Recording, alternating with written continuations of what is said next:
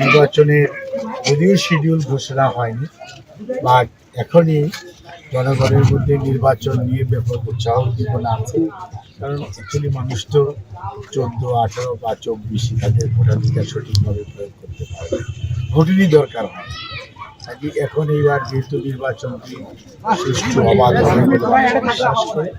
আজকে নির্বাচনের প্রতি মানুষের আগ্রহ আছে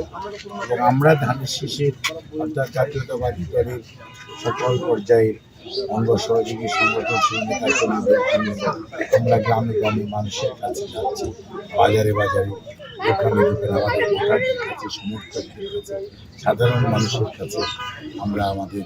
ধানের শীষে খালেদা জিয়া এবং ভারপ্রাপ্ত চেয়ারম্যান তারেক রহমানের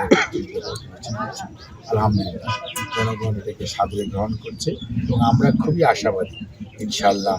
অবাধ সুষ্ঠু নির্বাচন হলে এই অঞ্চল থেকে ব্যাপক ভোটে ধানের শীষে জয়যুক্ত হবে, অর্থাৎ এই অঞ্চলের মানুষ ধানের শীষের পক্ষে রায় দিবে বলে আমি বিশ্বাস করি।